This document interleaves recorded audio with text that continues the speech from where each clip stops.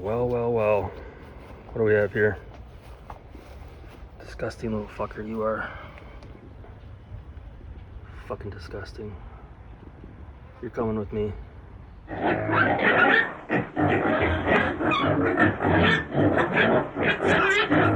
Beer of the day, Cameron's Brewing. Game Theory New Age IPA. Oh yeah. Alright, back in the game room. And without further ado, the first game that I have picked up recently was Uncharted Golden Abyss. Developed by Bend Studio, the developers of Days Gone. Now, folks, I'm a huge fan of the Uncharted series, and believe it or not, Uncharted Golden Abyss was never ported to the PS4. The only way you can play this game is if you've got a PS Vita. I don't have a Vita. If I can find one out there that's doesn't have to be mint condition by any means, it can be pretty beat up. I just want to pick up a Vita so I can play and beat Uncharted Golden Abyss. I know Alphanerd is extremely envious right now because he doesn't own this game and he's never played it. So when I do play it and beat it, I will have to post a review on this game. Doesn't have an instruction manual. I don't know if it ever came with one. This game is creeping up in price. Paid about $40 for it. So there you have it. Uncharted Golden Abyss. PlayStation Vita. The last game here. A heavy hitter, if you will. Heart of Darkness. Now this game here, developed by Eric Shahi, the same man who developed Another World, Out of This World in our region. I've always wanted to have this game in my collection. I finally picked it up. I paid $46 Canadian for it. 2 discs.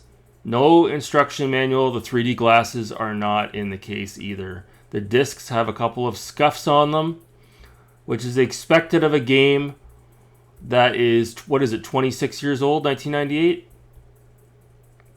Nonetheless, always wanted to have this game in the collection. It's not a very long game, but from what I've heard over the years, it's absolutely one of the best games on the PS1. This game was not released for the Sega Saturn.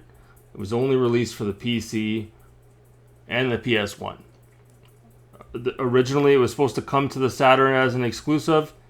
Never happened, never materialized because this game had quite the development cycle. It took several years to come out. I think Eric started working on this game right after Out of This World from 1991 all the way up until 1998. This game was also supposed to be ported to the Game Boy Advance, never got a port. I don't know how they would port this to the Game Boy Advance, but nonetheless, this is a heavy hitter. Heart of Darkness, ladies and gentlemen. Good Lord.